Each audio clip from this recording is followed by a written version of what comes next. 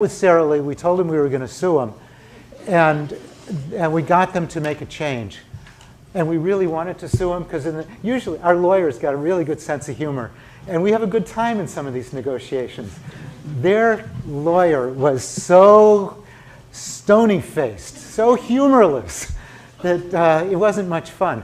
But we got an agreement out of them where they would actually disclose the whole grain content of the product, which is in advance, let people know, gave them that piece of information. It's the kind of thing that should be on a lot of other grain products that are not whole grain.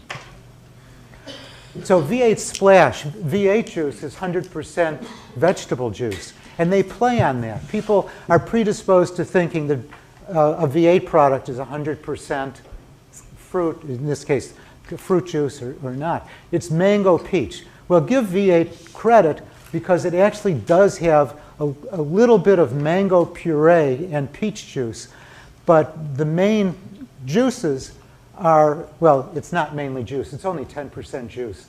The rest is sugar water. And the more predominant juices are carrots and apples. This is a good one. You asked about how can companies give consumers what they want? Is there something in it for both? Consumers want fat-free. Companies like to put that on the label. Pam, which is 100% oil, 100%, puts fat-free on the label. And the reason they got away with it is, look at the serving size, 1/3 of a second. Can a human being push down and release that thing in 1/3 of a second? No. Here, at least, they've started putting how many grams it is, 0.266 grams. I never saw a food label down to the third decimal. So a consumer can figure if they do a 5-second spray, they can multiply 15 times 0.266 quickly in their mind. I'm sure you've done it. And figure out how many grams they're really getting. Well, this is really deceptive, and the FDA deserves the blame because they set the serving sizes. And I assume 1/3 of a second is what was, somehow the FDA figured it out. Here, juice treats, and there's pictures of kind of fake blueberries and fruit medley, natural cherry, grape, orange, pineapple, peach. It's like a farmer's market right in this one product. Well, it's sugar and corn syrup. Those are the basic ingredients in this product. Vitamin water. How many of you drink vitamin water? Good. At least there are 3 honest people here. Good. Very popular. Vitamins plus water, all you need. What about the sugar? It has half as much sugar as Coca-Cola. So we have a lawsuit. That's owned by Coca-Cola. We have a lawsuit against the company on this and have gotten past a motion to dismiss. This was a classic from Kellogg. Now help support your child's immunity because it has these vitamins in it. Too bad there's no evidence that they really support immunity. They don't say boost immunity because that would turn into a health claim. And they can't do that without permission, but they get around it by making just support. And that's called a structure and function claim. The city of San Francisco went after Kellogg on this, and Kellogg dropped the claim. Arizona iced tea. They've had a line of RX, prescription, medical, must be good for you, memory. This was, we joined a lawsuit against the company on this because there's no evidence whatsoever that this product boosts memory or protects your memory. It has ginseng and ginkgo and some other stuff in there. And we lost that case. I don't know if the products are still being made or not. I saw them on the internet last night, and so I assume they're still being distributed. But just pure deception. This is another good one. Can you read the ingredients? They don't show up very well, but they're actually written there. the FDA,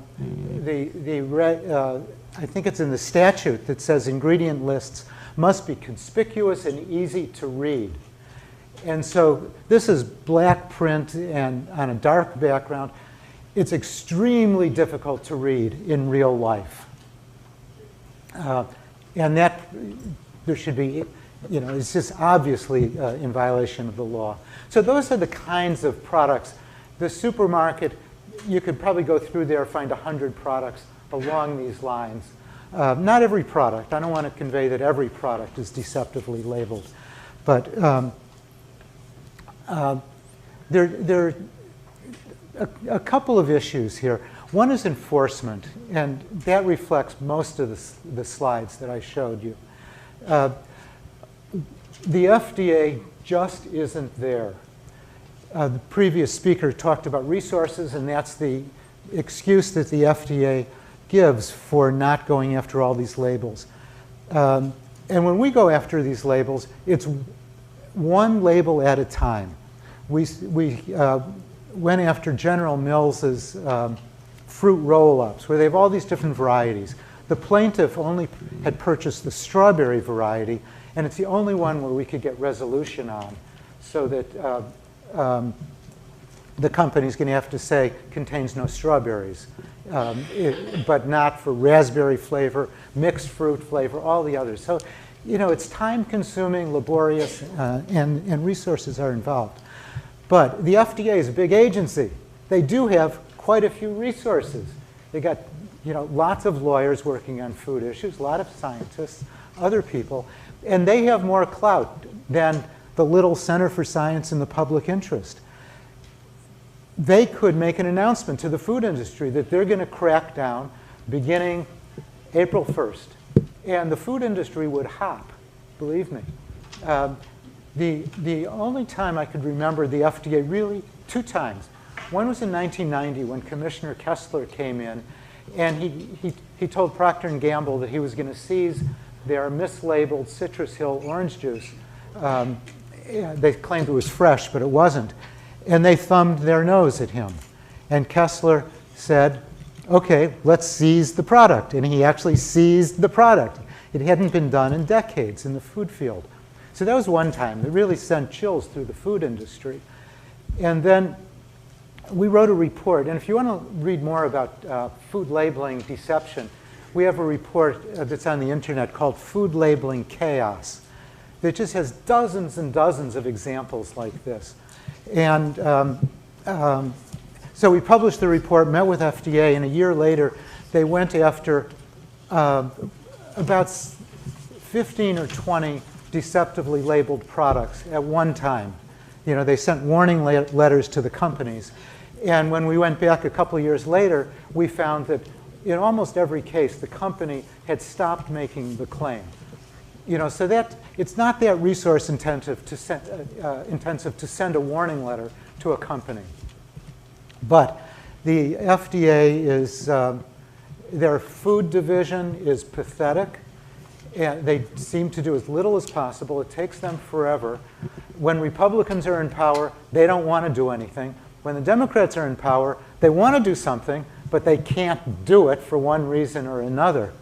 So the enforcement of state, and usually we bring cases under state consumer protection law, the enforcement, so-called enforcement, is up to state governments, which do almost nothing. City of San Francisco and other cities can do things. Very occasionally they do. States occasionally take action. And